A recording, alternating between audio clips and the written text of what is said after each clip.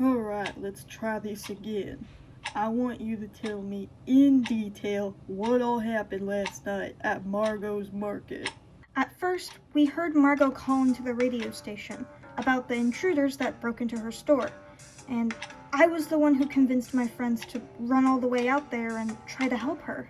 We grabbed a bunch of different household objects like a frying pan, a hammer, a cactus, to try and defend ourselves from the intruders, while also trying to protect Margot.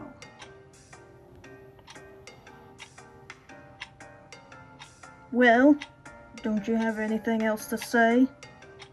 About what? About last night. Oh, it was dark, and a door fell on top of me. You already told us that. Didn't anything else happen? No. Alright, explain this to me again. What did the intruder look like? You said she had green scales? Yeah. And were they fish scales or reptile scales? I'm not really sure, but she did look shiny. Maybe she was wearing a costume. I don't know. Okay. And you said that she threatened you, and then you just blacked out? Well, no, not really. She was looking for something, and then she threatened me, or... No, that doesn't sound right. I can't help but notice you haven't been able to keep your story straight. Well, it has been a long night. It's actually morning now. Oh. Why don't you just go sit out with your friends for now? Okay. Thank you.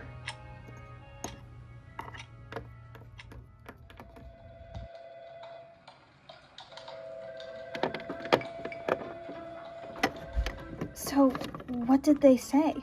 They seemed kind of irritated and maybe even suspicious of me. What's their problem? It's like they're not even interviewing us. They're interrogating us. Like we're suspects. Yeah, I don't get it. We didn't do anything wrong. At least, I don't think we did. Anyway, I'm gonna try calling Mom again.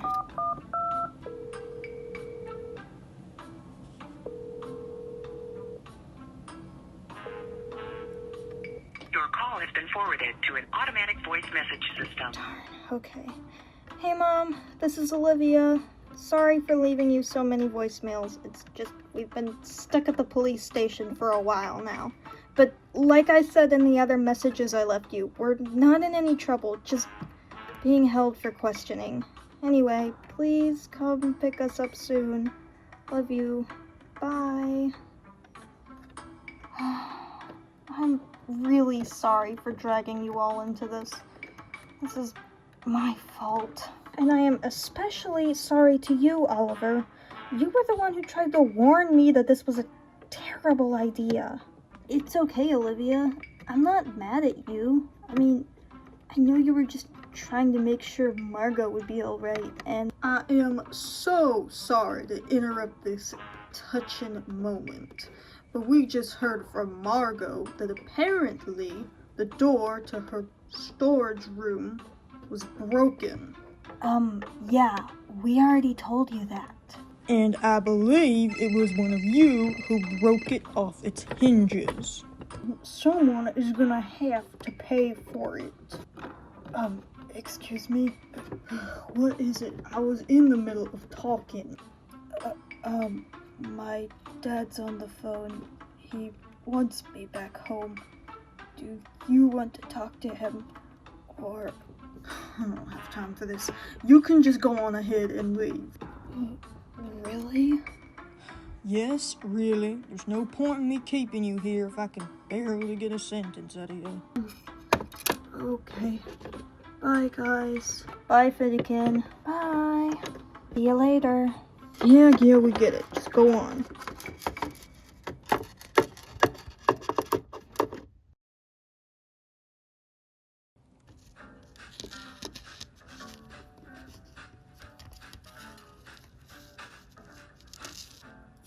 Fennican, there you are. You were supposed to be back home an hour ago. Where were you? I was at the police. We can talk about it later. I'm running late. Bonnabelle, come here. Yeah, Papa? Here, these are your chore lists. I want you to have these done before I get back from my appointment. And Bonnie, if you get all your chores done, you'll get to go with your mother to her lab tomorrow. Yes! Mima B's in the living room watching Felix, and the TV has stopped working because of the blackout. But I called a repair pet, and they should be here soon to fix it. Okay, I think that's everything.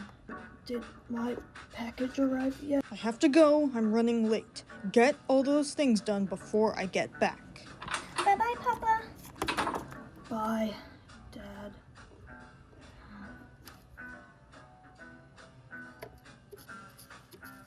Oh, Fennican, is that you? Where have you been? Hi, Mima B. Did your dad tell you that the TV stopped working? Yeah, he did. What? Speak up, I can't hear you. I said yes. Oh, yes, it's very upsetting. I've been waiting all week to watch the cake baking, decorating, competition extravaganza, and I just don't know what I would do if I missed it. Did my package arrive? What? Did my package arrive? Oh, no, I'm sorry, I haven't seen it. Thank you. What did you say? Thank you. It's another beautiful morning today in Calico Cove, but there's a feeling of uneasiness left from last night's storm. If you all had not heard, apparently some burglars broke into Margot's market during the power outage. Some of you may be wondering why Margot had to call into our local radio station instead of the police. Well, it's a very interesting story. Apparently, Officer Tucker and Officer Garcia were driving through that awful storm last night. But before they could respond to Margot's emergency call, they nearly ran into some kind of animal that was standing in the middle of the road, causing them to swerve over and crash into a palm tree. Luckily, no one was injured, but it left one of their police cars inoperative. Pouring down rain, thunder and lightning, burglars and crashed cars. Talk about one heck of a night.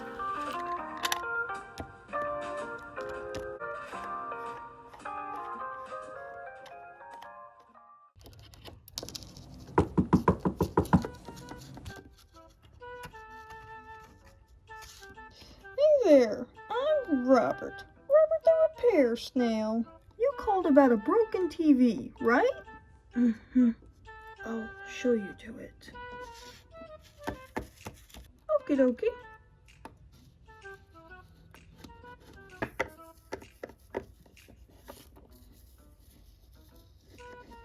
Oh, are you here to fix the TV? Yes, ma'am. Robert the repair snail, at your service. That is just wonderful. I may be able to see my show after all. So, it was the blackout that caused this, right? Yeah, it was the blackout. Well, alrighty. Now, let's take a look at this. Okay. Do you folks have TV health insurance? What's insurance? It sounds boring. Go finish your chores. No, we don't have that. Well, let's hope the damage isn't too bad. Do you think you'll be able to have it fixed by noon? That's when my show comes on. I'll try my best, ma'am. I cannot wait to see Ramsey Gord go up against Miss Susie Saffron. Oh, is that the cake baking decorating competition extravaganza? My repair snail wife loves that show. Can you pass me that tool right there? Yeah, sure. Thank you.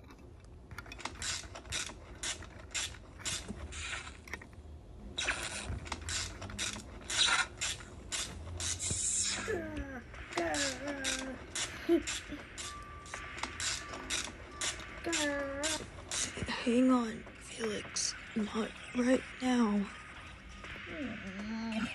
Boy, this might take a while. What did you say? I said this might take a while.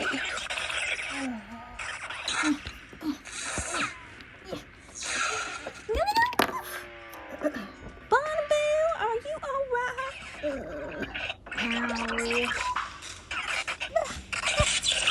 Are you sure you're alright? I can make you some sweet tea if you like.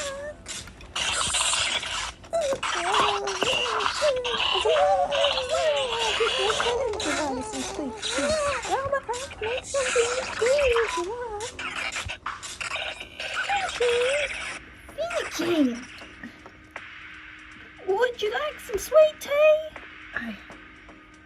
No, thank you. Well, alrighty then. I'll make some extra just in case you want some later.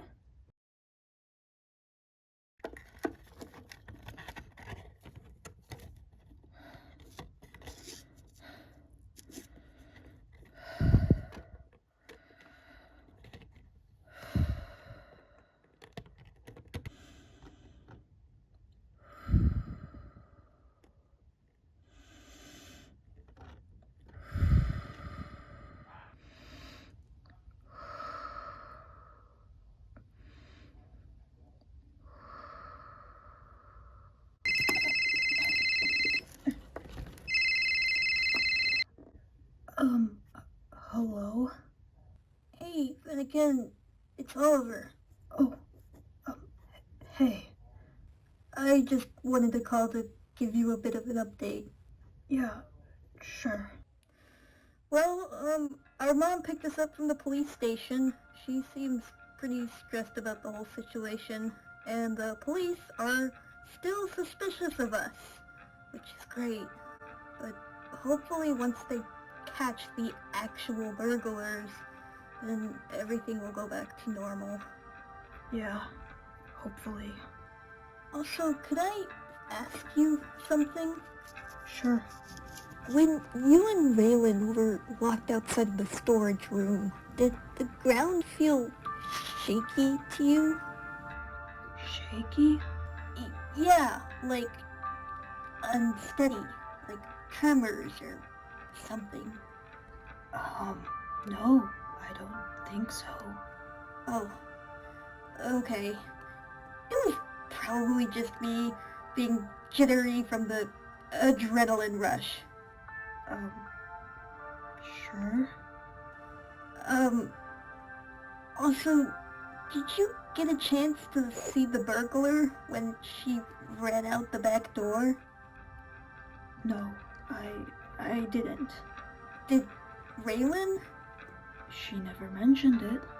Oh, it's just... What? Never mind. It's nothing. Are you sure? Yeah, my brain is scrambled from the whole thing. I probably just need a good night's rest, and then everything will appear more clear, I guess. I hope. I'm sure it will. Yeah. Anyway, I'll talk to you later, Fennican. Okay. Bye. Bye. Hi, Fennican. What were you talking about? It was nothing. Are you keeping a secret? What? No. Psh, yeah, right. I can see you fidgeting your paws. You obviously have a secret. So what is it? Are we getting a pet cricket? No. Is it where Mama keeps the Christmas presents hidden? No. Is it that you're living a double life as a spy? No.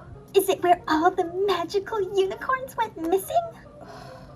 There is no such thing. How dare you speak such blasphemy?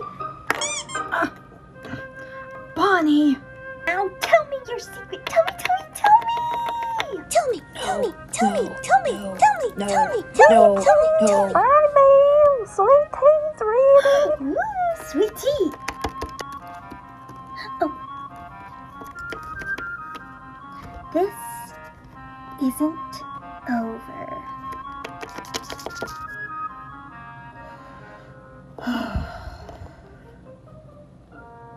Fennican, your package is here at the front door. Good evening, Calico Cove. After further investigation, the police have found that there were 2 different pets that broke into Margot's market. Well, my work here is done. Thanks so much for the sweet tea. It was delicious. Oh, you're very welcome, Robert. Now you take care. You as well, Mrs. Meemaw B.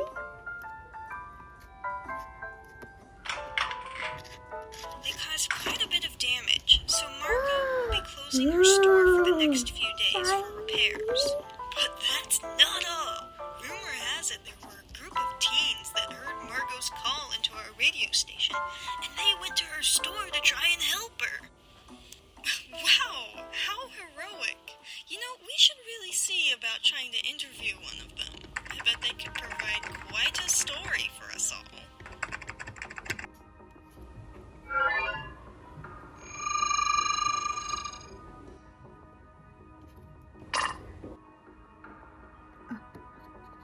Dr. Whitlock is calling.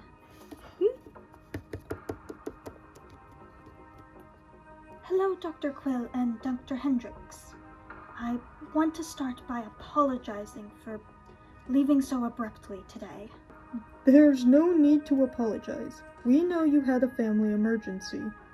Has there been any new progress on fixing the altimeter yet? Nope. The storm must have really done a number on it. That's just wonderful. Well, I'll try and see about coming in a little bit later tomorrow, and we can keep working on it together. I hope you're not being serious, Dr. Whitlock. Oh, Professor Oblivion. We were just talking about... Yes, I already heard all of that. I was very generous to allow you to leave early today, but I cannot allow you to take any more time off. Professor Oblivion, I would prefer to stay a little bit longer home with my children. They're very shaken up over what happened at... Enough! We have already fallen far too behind on our work.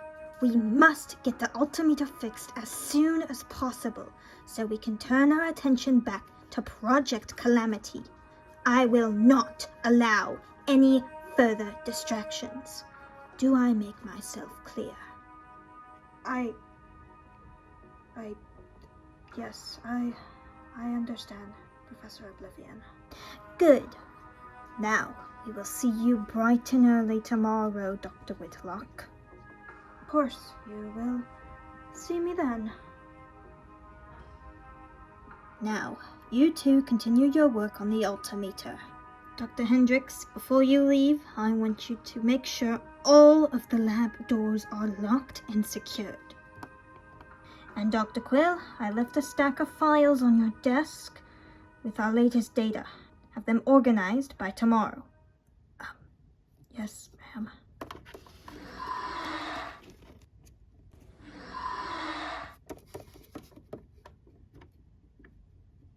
Do you really think it's broken? The altimeter, I mean. How could it not be? You saw what happened. Its findings displayed such chaotic tidal shifts. There's no other way to explain it other than a malfunction. And we can't explain the volcano's final eruption either. Or the earthquake that caused it. It should have been impossible, but it still happened. Yes, I suppose that's true. Our island is full of very strange anomalies.